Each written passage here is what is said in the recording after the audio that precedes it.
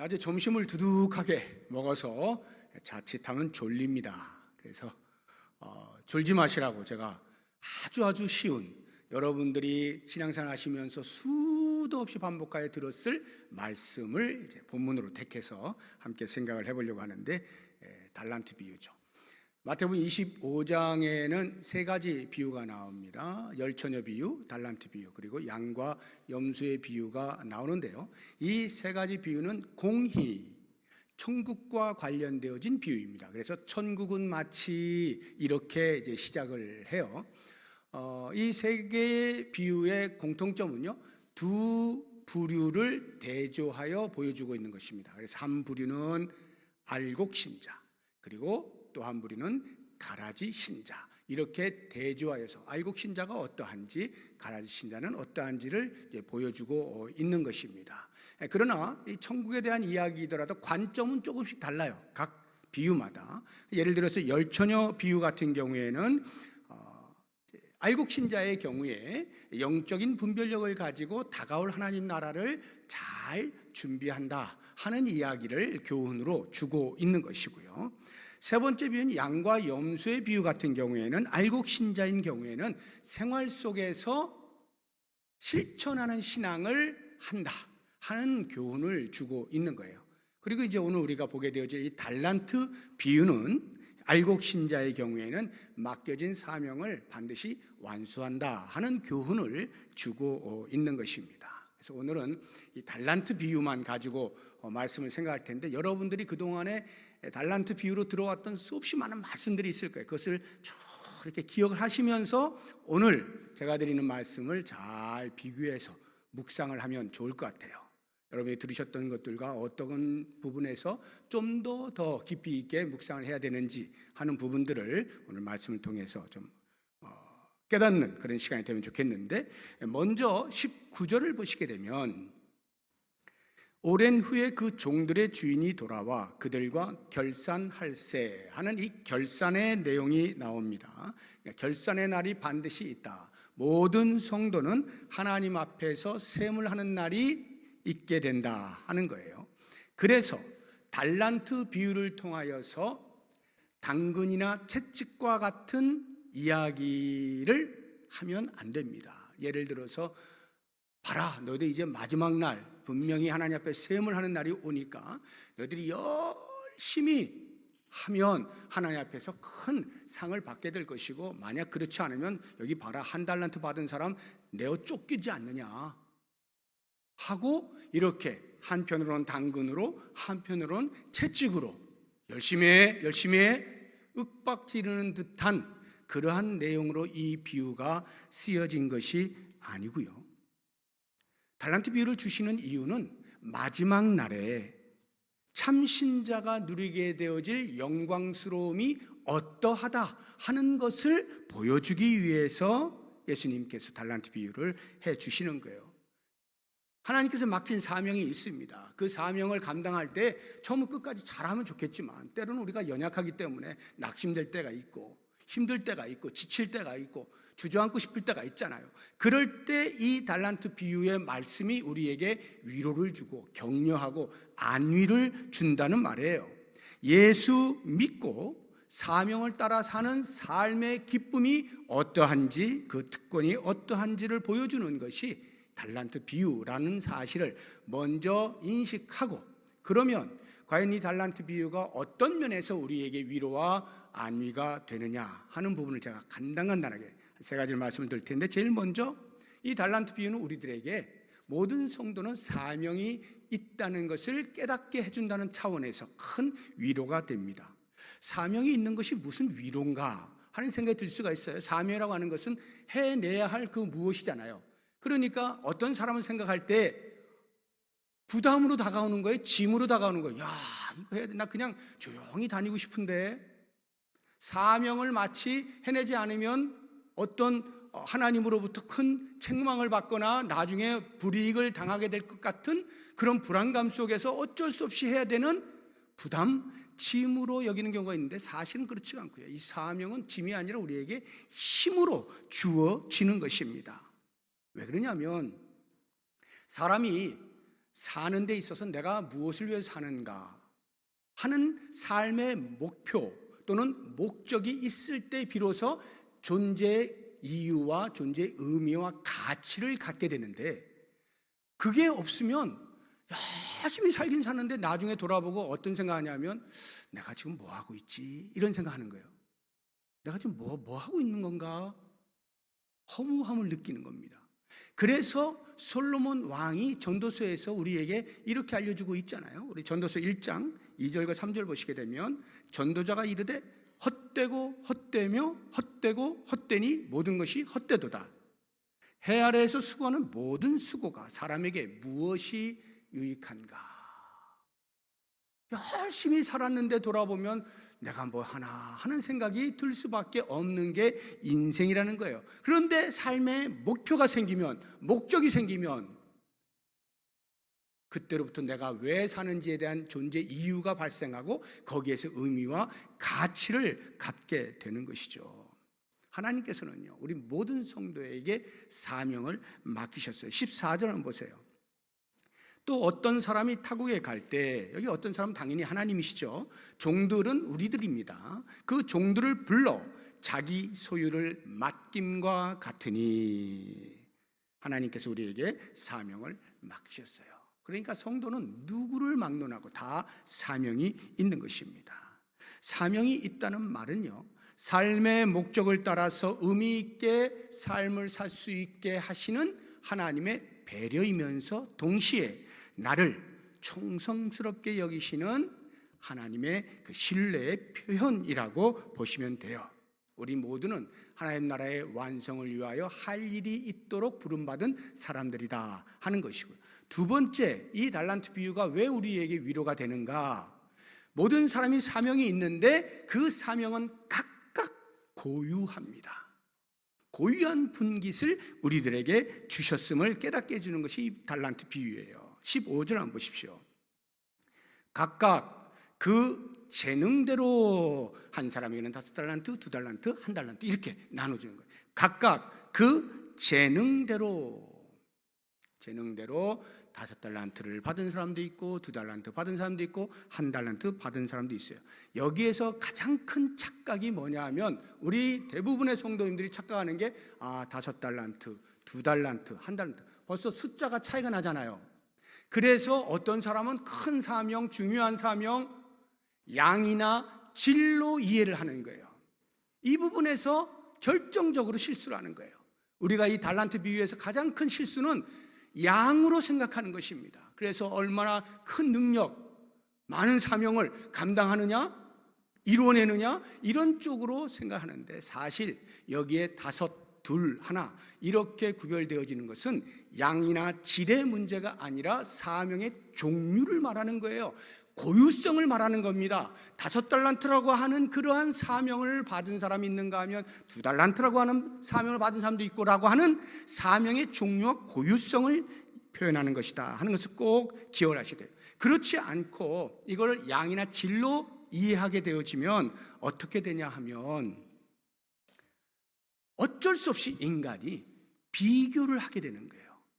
5달란트 받았어? 나는 2달란트 받은 것 같은데 저 사람은 1달란트 받았어? 서로 비교를 하게 돼요. 이렇게 비교 경쟁의 노예로 전락하게 되는 순간 어떠한 시도를 하게 되냐면 비교를 통해서 남보다 우월한 자리에 차지함으로 만족을 얻으려는 시도를 하게 됩니다. 당연히 사람들의 시선을 의식하는 거예요. 사람들이 생각할 때 이 사명이 정말 좋은 거야, 가치 있는 거야 라고 하는 것이 자꾸 관심이 가는 거예요. 내가 하나님께로부터 받은 게 무엇인가에 관심이 있는 게 아니라 사람들이 어떤 것을 더 칭찬하고 인정해 주는가, 사람들의 시선을 자꾸 의식하게 되는 거죠. 그리고 자연스럽게 성과 지향적으로 갈 수밖에 없는 것입니다.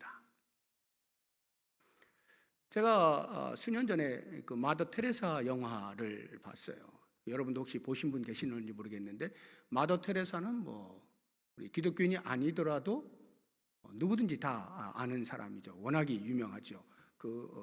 인도의 캘커타 거리에 가난한 자들을 위해서 자기 온 몸을 던졌던 그 수녀 테레사의 이야기잖아요. 제가 그 영화 보면서 정말 많이 울었거든요.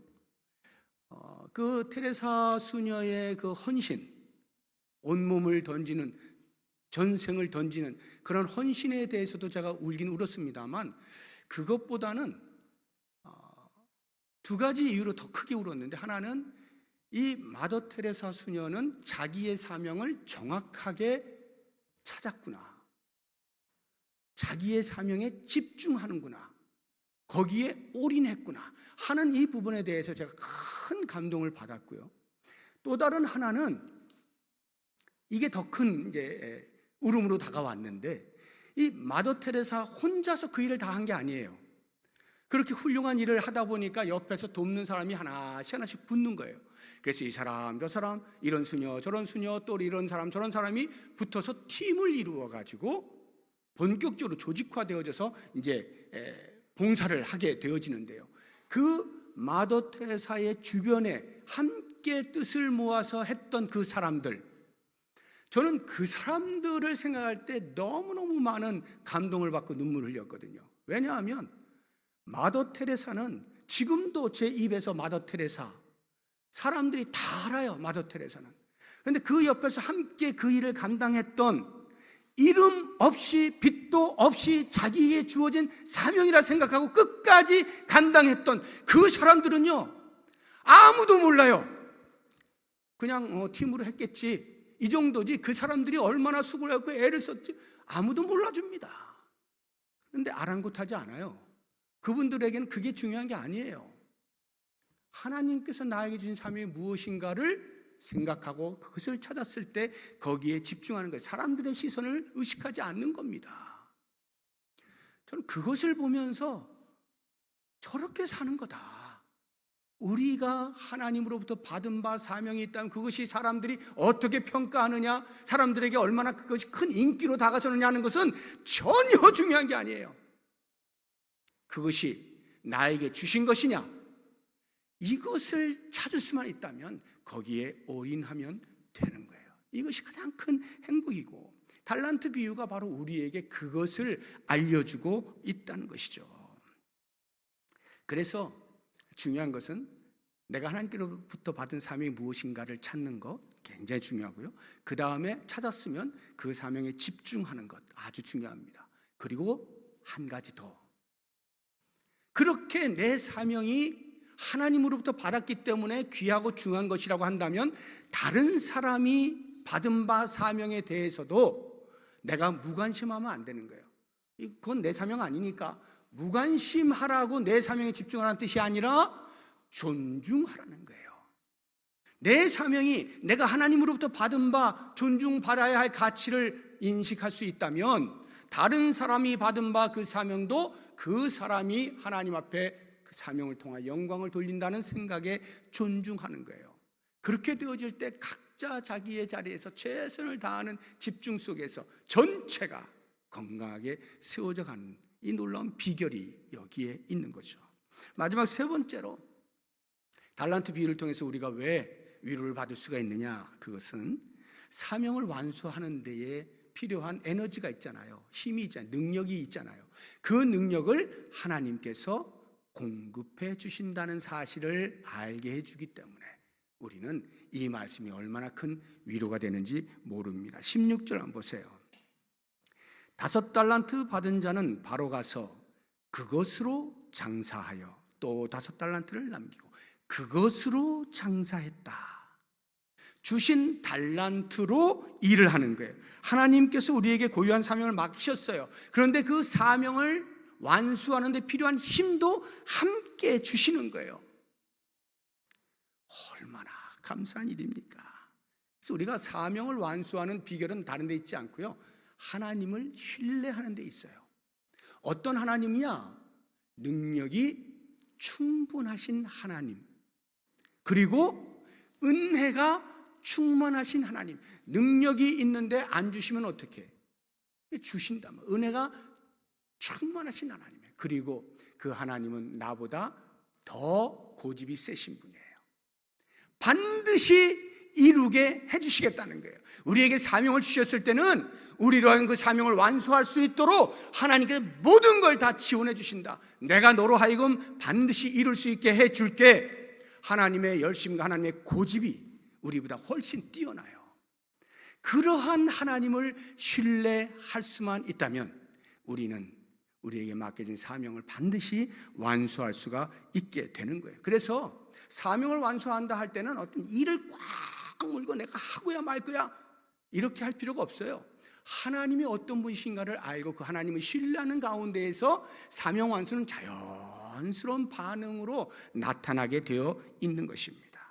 근데 실제 이제 우리의 삶에서 여러분들이 이러저러한 꼭 교회 안에서의 봉사뿐만이 아니라 일상의 삶, 모든 삶의 영역 속에서 때때로는 힘들 때가 있잖아요. 지칠 때가 있어요. 너무 힘들다. 이럴 때가 있거든요. 그럴 때 어떻게 하느냐? 저는 그럴 때 이렇게 말씀을 드리고 싶어요. 여러분 혹시 자전거를 타보셨습니까? 자전거에는 기어가 있어요. 기어. 앞바퀴에 기어가 있고 뒷바퀴에 기어가 있죠. 이 기어, 자전거의 원리를 잘 생각해 보시기 바랍니다. 자전거를 타고 가는데 힘들어요. 힘들어. 특히나 언덕 올라갈 때는 굉장히 힘들죠. 언덕 올라갈 때는 이게 평지나 비탈이면 얼마나 편해요. 그냥 쭉 가는데 언덕 올라갈 때 막 힘들게 이걸 해야 된단 말이에요. 힘들어요. 그럴 때 이제 더 이상 못하겠어. 지쳤어. 이렇게 가든 난 죽어. 하고 포기하지 말고, 그래서 자전거가 기어가 있잖아요. 언덕 올라갈 때 몇 단으로 놔야 되죠? 저단으로. 모르시면 저단으로, 1단으로 이렇게 놓으면 내가 한 바퀴 이렇게 휘저을 때 쫙 그 힘을 받아서 올라갑니다. 대신 천천히 가죠. 천천히. 그러다가 평지를 만나면 고단을 놓는 거 20단도 놓고 30단도 놓고 기아의 그 성능에 따라서 그렇게 놓으면 쫙 가죠. 그냥 빨리 갑니다. 무슨 말이냐면 때를 따라서 적절하게 전략과 방식을 달리해서 내게 주어진 사명을 포기할 필요 없이 그냥 에이 못해 여기까지 끝 이것이 아니라 얼마든지 상황에 따라서 전략을 달리하면서 계속해서 해나갈 수 있다는 말이에요. 우리는 그런 지혜가 필요합니다. 하나님께서 우리에게 그런 지혜와 함께 힘과 능력을 주셨거든요. 그러니까 잘 살펴서 때를 따라서 적절한 방식을 활용하면서 하나님께 맡기신 사명을 끝까지 완수하면 되는 거예요. 이 한 달란트 받은 사람을 가만히 생각해 보세요. 한 달란트 받은 사람 땅에 묻어두었다가 그냥 쫓겨나 버리잖아요. 제가 앞서서 이제 그 한 달란트 받은 사람은 가라지 신자다 이렇게 말씀을 드렸잖아요. 가라지 신자의 특징이 뭐냐? 10처녀 가운데 미래는 5처녀도 가라지 신자고 양과 염소 중에서 염소도 가라지 신자고, 가라지 신자의 특징은 뭐냐면 하나님을 신뢰하지 않는 거예요. 알곡 신자의 특징은 하나님을 신뢰하는 거예요.